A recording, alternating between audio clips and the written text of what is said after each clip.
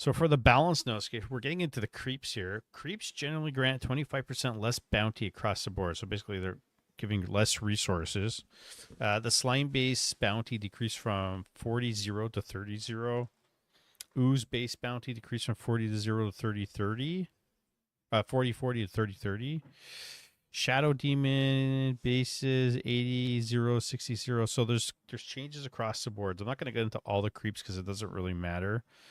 The reason why they did this is because people were, instead of expanding, opting to creep really fast, and then Infernals were able to with fiends, because they can like spawn fiends from creeps and units, were able to snowball and creep faster, like really strong players, right? So they wanted to give that's my wife. They wanted to give more incentive to expand. So that kind of leaves creeping though at really a weird situation, because you don't gain experience like in Heroes and Warcraft 3. You gain gold and you don't get any items in Stormgate. So it kind of makes the watchtowers and all these focal points like kind of pointless. Get a little bit extra gold, you don't get any experience really. Vanguard units do. They level up a bit. And they fixed some issues, and the health camp active healing amount decreased from 8 per second to 4 per second. Probably was a bit too strong. And the speed camp, depending on where it was on the map, they decreased the speed from 30 seconds to 20 seconds. I don't know if the timing was really bad, but the speed amount was a little bit much.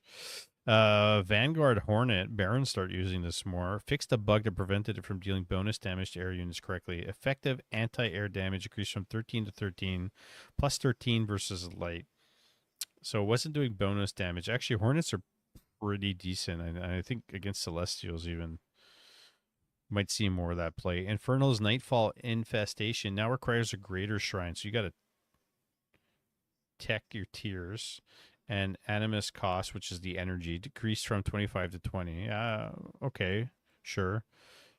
And moving this on to what, tier 2? Greater Shrines tier 2, I believe.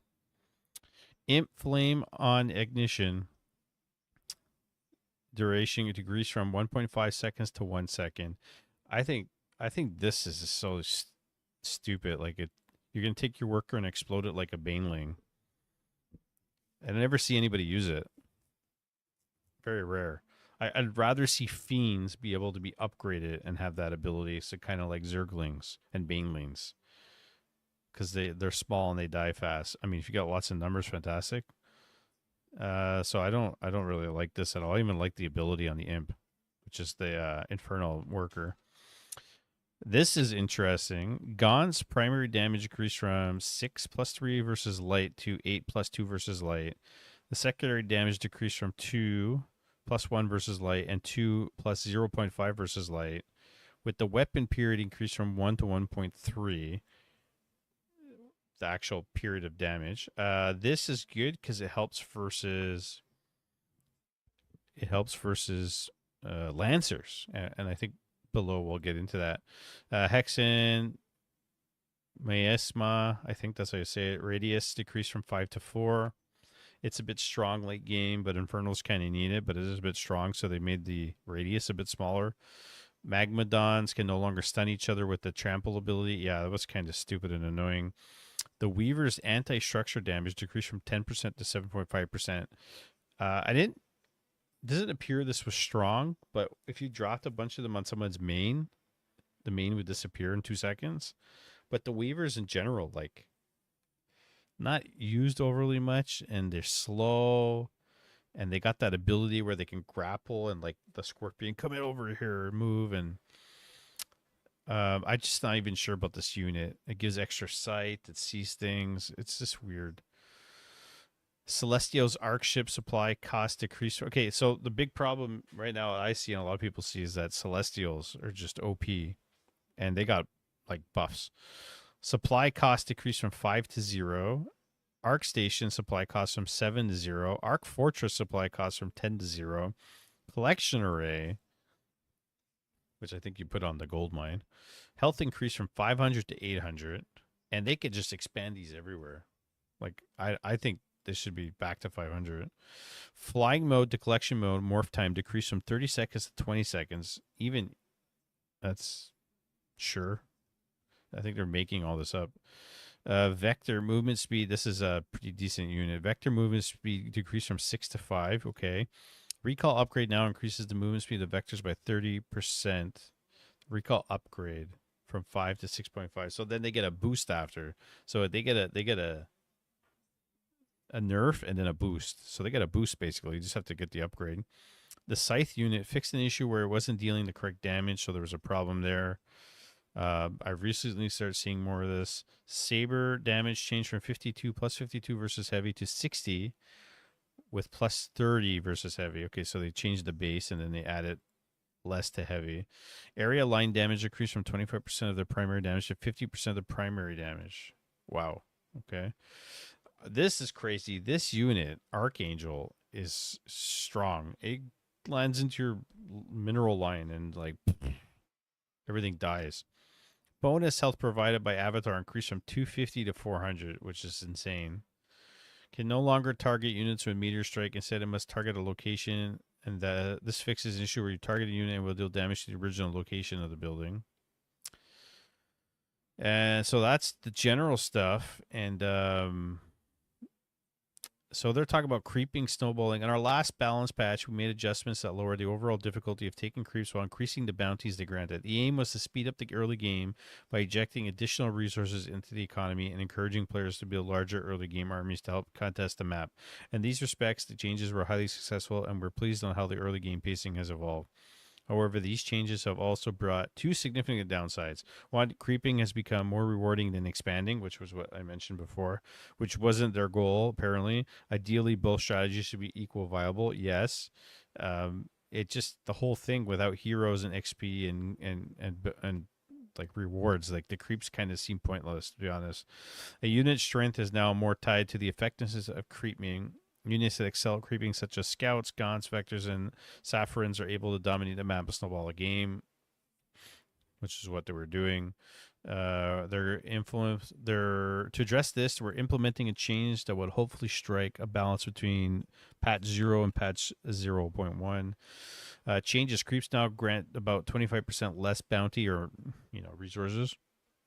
Additionally, we're making the following adjustments. So we talked about the adjustments on the creeps, so let's go into matchups. According to our internal metrics, Infernals are currently leading the race with 52% win rate versus a non-mirror match. It's not huge. Followed by Vanguard at 50% and Celestials at 48%, which is really weird because Celestials are OP. Really OP. This is a shift from the previous patch where Celestials held a 53% win rate. That's true. Infernals were at 50 and Vanguard was at 47%. Although overall win rates seem reasonably at first glance, matchup specific win rates remain heavily skewed, showing similar patterns. It's also very weird because you need to, like, especially in Warcraft, if you look at the different MMRs, like matchups and different races fare differently depending on what level you're at. So they're only looking at the top, really, if you think about, or the overall general picture, which I don't really believe gives you a good idea of what's going on. Depends on how you want to analyze the data. Vanguards versus Infernals. Despite the changes in the last patch, Infernals continue to hold a strong early game advantage, while Vanguard tends to gain the upper hand about 10 minutes into play. Yes, the primary shift between patches seems to be at the highest level of play. Yes, where Infernal players have been having a great success with Hexen's Miasma. Those who use it effectively are seeing very high win rates against Vanguard. Although, you can't win Vanguard without it. Although we believe the metagame has not fully developed and reveal which faction is favored at the top level, interpretation of the matchup data is that the average player finds the Infernals versus Vanguard matchup difficult to navigate intuitively. We plan to make a few small changes to just, yes, Infernals versus, this is what I was just talking about in terms of looking at data. If you only look at the top, you can see Infernals doing really well against Vanguard. But generally, Vanguard does better against the Infernals outside the top 500, and you have to balance the game overall everywhere, not just for the top players. And they got to find a way to make it make sense. Because when you just build a bunch of units and you got a more supply than Vanguard, they still steamroll you, which is a bit of an issue. Infernal's early game advantage is too strong. Nightfall Infestation now requires greater shrine to reduce the thing. Yeah, no problem. One of Infernal's major power spikes is the ability to summon 5 fiends from the first Nightfall Infestation, making it challenging for opponents to compete on the map with this timing. You see, even at the bottom, MMRs that weren't using this. Removing this ability to tier 2 while also buffing it, as it seems limited use behind the initial creeping phase. So at higher levels, you're using it in the beginning for creeping, and then after that, not so much. So the rework the ability plan for the future. Issue 2, Vanguard infantry balls are too powerful. Encountering them requires more skill than using them. That is true. Imp Flame Ignition, they want to adjust it to provide a more dynamic counter to Vanguard infantry balls, returning the ignition timing to that of an Elephant beta patch. I honestly still don't see Flame On being used much at all. The Gaunts, this is probably the one thing I agree with the most, because Vanguard's Exo balls, which is like they're kind of like their Marines, they're really strong, and once they get a bunch of them, you can't beat them, right?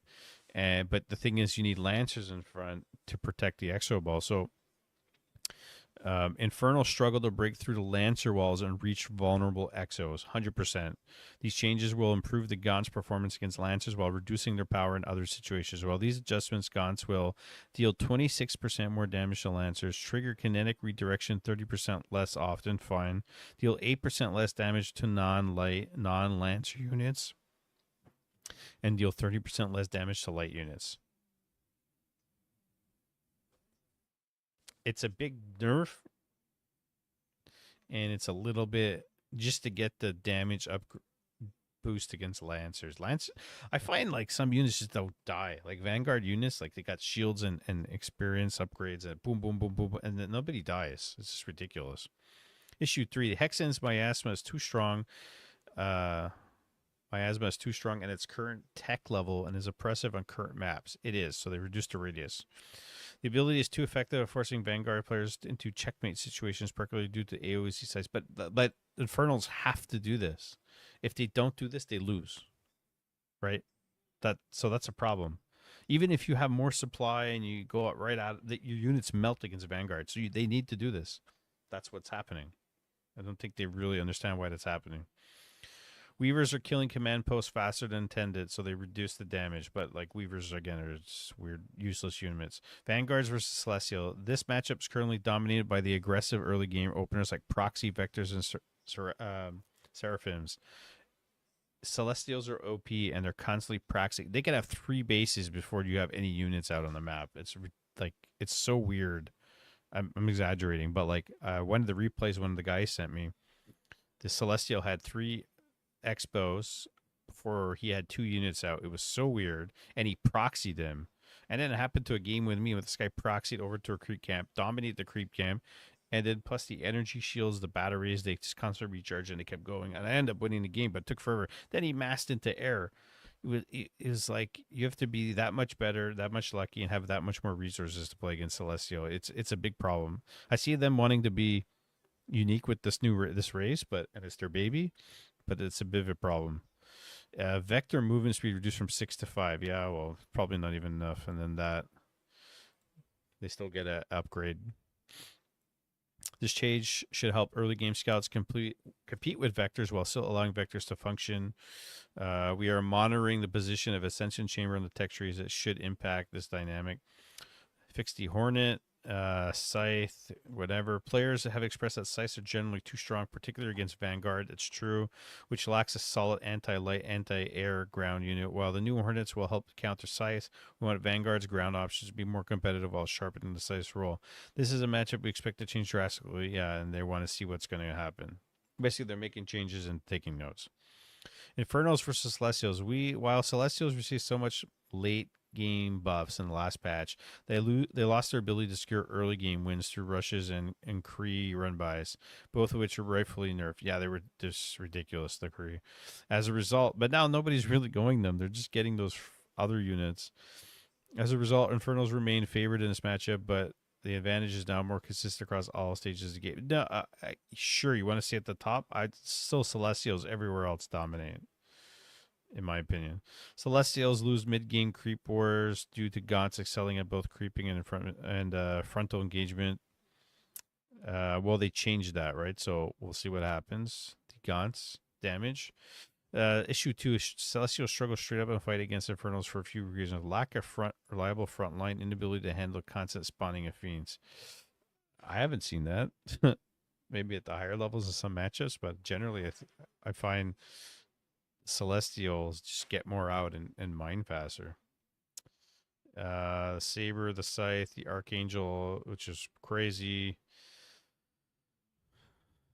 Celestials max out armies weaker than the Infernals. Arc ship. So this is all the stuff we talked about earlier. Infernals versus Infernals. The trample ability to trample each other, they got rid of that, which makes sense because it's so weird, everybody getting trample. Collection array vulnerability should be vulnerable. I don't like this. I think they should leave it as is. Looking forward, though we aren't making any changes that directly impact the following issues here, there's a few more items we'll be keeping close eye. Vanguard versus Vanguard. The matchup is currently dominated by masked dogs, and it is so annoying. They gotta. I think the dogs shouldn't even be in the game. Maybe as a scout only and don't attack or do something. But like, it's so dumb. It's like dog zerg and people just mass dogs. Anyways, scout openings, a trend that has been amplified by the increased strength of creeps. Scouts often significant harassment and creeping potential, while Lancers don't counter them very effectively, especially in comparison to how easily Exos defeat Lancers. We plan to make the adjustments to interactions between these units in the future, but we want to observe how this matchup evolves as the creep changes and see the degree in which Scouts remain the central focus. I just don't like the dogs. Celestial versus Celestial. Main issue we see in this matchup is players often get locked in Argent versus Argent battles. There's so many Argents all the time. That's all they're overbuilding. And then you get those other units that come out and storm everything. Kree are currently in a peculiar situation across 3 matchups. We receive feedback indicating they feel underpowered, though we believe in this situation is more nuanced. Against Vanguard, the Kree can still be extremely strong at key moments, but their effectiveness seems to wane as armies grow larger. When facing Infernals, opinions on their performance vary, though there's general agreement that they struggle as a frontline unit, particularly when Magmadons enter the field. Against Celestials, the Kree are intended to counter Argents in mid-game, but they are not fulfilling this role effectively as intended, given the complexity surrounding this. We're holding off on making any changes for now as we gather more data. Yeah, they don't know. And yeah, the Kree, since the nerf, has been kind of useless. So they're going to try to streamline more stuff and get more data, and then they're probably going to have another patch. They want to address Graven, Spraggan, and the Aeon Gate. They're going to looking at monitoring tournament results and gameplay data and get feedback from everybody. And there you go. So there's a lot of stuff to unpack with the Stormgate thing. And I imagine there won't be something anytime soon, but if there's a real big issue, they'll hot fix the creeps, they said, like really fast. But outside that, I think they're going to sit on and collect more data. And of the criticisms that I've heard of Stormgate that I think are critical, one, I know this, and I was in it from the beginning, so I've seen what the game looked like before, like the real alpha, and then I wouldn't even call this a beta. This is still alpha, right? It's pre-release alpha 2.0 or whatever. The art is very cheesy and unfinished, and granted, it's not polished yet. The mini map looks weird. The units look like just blocky, and I just don't like the art that I see in the game for a lot of the units. Generally, don't like the maps. They're not interesting. Pathing in the game is really weird. Units don't occupy space properly, and they're like pushing each other, and they're just gliding, and the AI on the units are dumb, and they don't like attack, and they just walk around. They don't do anything.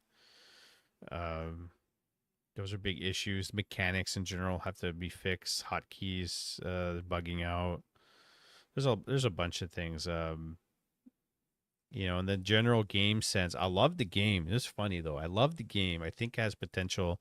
I've been enjoying it. I haven't played it too much. Like I don't know how many, 28 and 20. I'm like 50 games in. I played more at the beginning when it was Vanguard versus Vanguard, and I didn't like Vanguard. I kind of like the Infernals now. So maybe I played 50 games on ladder right now. But I've played a lot more. I've watched a lot replays. I've talked to a lot of the guys.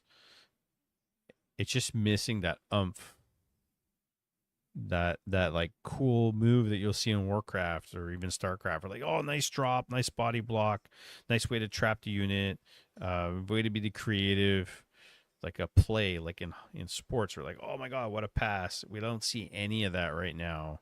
Everything's just kind of like go, die, go, creep, expand, spend all your money, 300 units, everything dies, redo it until somebody just can't keep up anymore. And it's like, yay, I won or lost. And it's a bit underwhelming, even though it's kind of fun and the idea of the game is fun. The campaign got released and it's just terrible.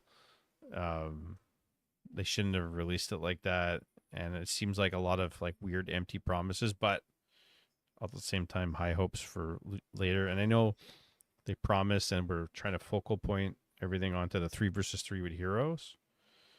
I don't think that's the focal point of the game with RTS games. I think that our focus RTS games like this are solo.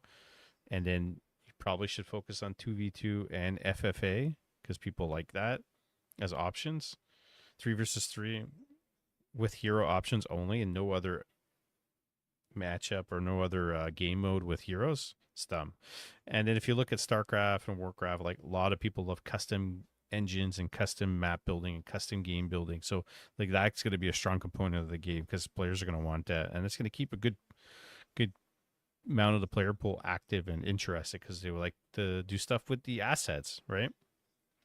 That's important. So more than anything else. So solo campaign, fix it. Custom, get that in there. Map editing, get that in there. Fix the damn mechanics, the pathing, the blocking, the art. And I know there's a lot because they're still working on it and they're pushing, and the game's not balanced yet, and that's just the way it is, right? So it's going to take a long time to get to 1.0. Long time. But I think they're a year. Maybe a year away from completion in that sense, because there's a lot they got to do, unless they have everything kind of ready for certain things, like the graphics are there and they're just like, we're waiting. Oh, I like the game. I think it's great. So on that note, if you like this and you guys want to play and you want to discover and learn more, we got a Stormgate Gym channel. Feel free to reach out and we can hit you up in the Discord. I'll include the link in the YouTube channel as well. It's also on my Twitch chat, !SG Gym. But I'll include the link on the YouTube channel, and that's that. That's that for Stormgate, guys.